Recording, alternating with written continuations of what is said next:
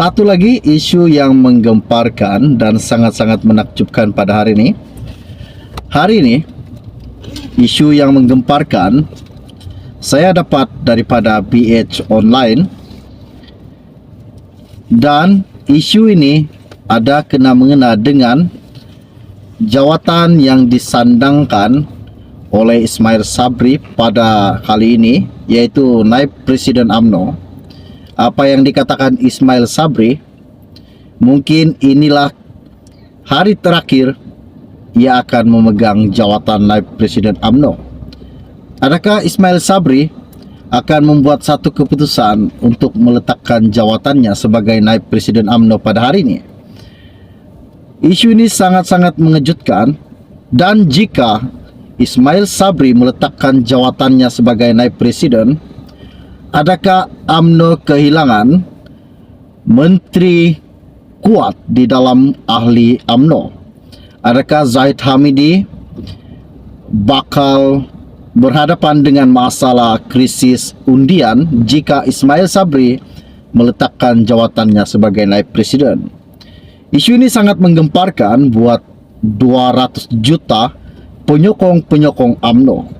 Oke, baiklah, sebelum saya meneruskan isu yang tergempar dan yang terhangat pada hari ini, mohon kiranya bantu saya, tolong tekan butang subscribe dan tolong sharekan video ini. War-warkan video ini, kita hebohkan video ini. Terima kasih semua. Hari ini isu yang menggemparkan saya dapat daripada BH Online.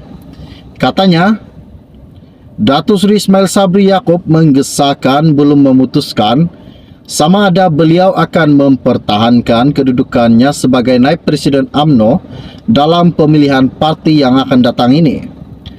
Ahli Parlimen Berak itu juga berkata, ketika ini beliau masih mempertimbangkan perkara tersebut, malah mengakui pilihan yang akan dibuatnya kelak akan menentukan pasukan mana yang akan menjadi pilihannya. Katanya Ismail, saya belum ambil sebarang keputusan untuk mempertahankan jawatan atau sebaliknya, saya masih mempertimbangkan perkara ini. Jadi sama ada saya akan ada pasukan atau tiada bergantung kepada keputusan itu, bertanding pertahanan jawatan atau sebaliknya, kata Ismail. Terdahulu Datuk Seri Muhammad Khalid Nordin menggesahkan akan mempertahankan jawatannya sebagai Naib Presiden UMNO pada pemilihan parti ini. Selain Muhammad Khalid, sumber juga berkata seorang lagi Naib Presiden, Datuk Seri Madsir Khalid, akan turut mempertahankan jawatan selain Setiausaha Agung Barisan Nasional BN, Datuk Seri Zamri Abdul Kadir, yang juga dikabarkan akan merebut jawatan nombor 3 UMNO itu kelak. Perhimpunan Agung UMNO PAU 2022 sebelum ini memutuskan dua jawatan tertinggi parti itu, Presiden dan Timbalan Presiden, tidak akan dipertandingkan. Dalam pada itu, Ismail Sabri menegaskan sekiranya mengambil keputusan untuk tidak mempertahankan jawatannya, beliau tidak mau lagi terus campur tangan dalam hal parti. Adakah ini satu keputusan yang dilakukan Ismail Sabri berkenaan dengan peletakan jawatannya dan tidak akan masuk campur lagi dengan hal politik? Katanya, setakat ini saya hormat keputusan PAU 2022 kecuali Jabatan Pendaftaran Pertubuhan ROS buat keputusan sebaliknya.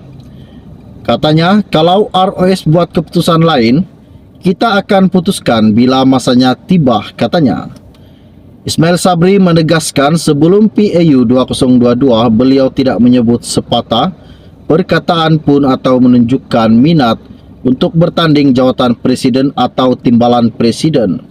Mengulas kenyataan, Datuk Seri Ahmad Maslan mengenai keputusan PAU 2022 tidak melanggar sebarang perlembagaannya atau peraturan mesyuarat, kata Setiausaha Agung UMNO, tidak boleh membuat kenyataan sedemikian, katanya. Katanya lagi, jangan mengambil alih bidang kuasa ROS Kerana jabatan itu baru saja menjawab surat dua pihak yang mengadu perkara ini. Saya difahamkan ROS sudah menjawab aduan dua pengadu itu, yang mereka sudah menerima aduan itu dan ROS sedang menyiasat. Jadi Ahmad Maslan tidak boleh kata begitu, katanya. Biarkan dulu ROS membuat satu siasatan berkenaan dengan dua jawatan tertinggi UMNO yang tidak dipertandingkan. Ini satu isu yang menggemparkan, dan seperti mana juga yang saya telah kongsikan di dalam channel saya ini, bahwa ada beberapa menteri yang telah digantungkan daripada ahli UMNO selama 6 tahun dan diberhentikan, dipecat daripada ahli UMNO. Ini satu isu yang sangat-sangat menakjubkan dan sangat-sangat menggemparkan pada hari ini. Dan apa yang dikatakan Ismail Sabri pada hari ini, bahwa adakah ini satu keputusan yang dilakukannya, ia akan meninggalkan dunia politik, ataupun di sebaliknya, seperti Anwar Musa yang terkini yang telah dipecat daripada UMNO dan kini sedang menubuhkan satu pasukannya yang dipanggil MN. Inilah satu-satu isu yang menggemparkan buat penyokong-penyokong UMNO, buat seluruh rakyat Malaysia pada hari ini. Oke, baiklah, sebelum Anda meninggalkan channel saya ini, jangan lupa bantu saya, tolong tekan butang subscribe, dan bantu juga tolong sharekan video ini kepada rakan dan keluarga Anda. Kita akan berjumpa lagi. Salam jumpa dan salam kenal. Bye-bye.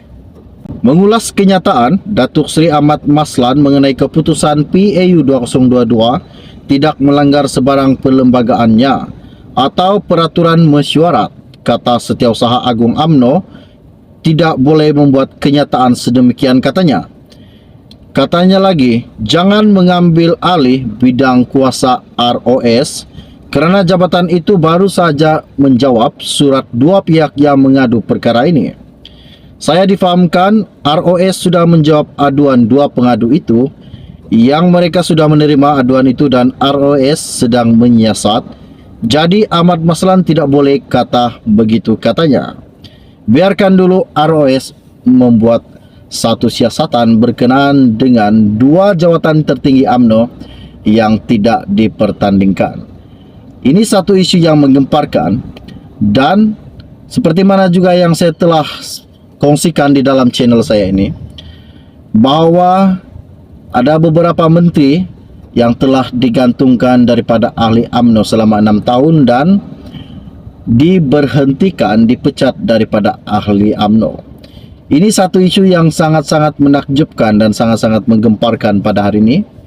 Dan apa yang dikatakan Ismail Sabri pada hari ini, bahwa adakah ini satu keputusan yang dilakukannya, ia akan meninggalkan dunia politik, ataupun di sebaliknya, seperti Anwar Musa yang terkini yang telah dipecat daripada UMNO dan kini sedang menubuhkan satu pasukannya yang dipanggil MN. Inilah satu-satu isu yang menggemparkan buat penyokong-penyokong UMNO, buat seluruh rakyat Malaysia pada hari ini. Oke, baiklah, sebelum Anda meninggalkan channel saya ini, jangan lupa bantu saya, tolong tekan butang subscribe, dan bantu juga tolong sharekan video ini kepada rakan dan keluarga Anda. Kita akan berjumpa lagi. Salam jumpa dan salam kenal. Bye-bye.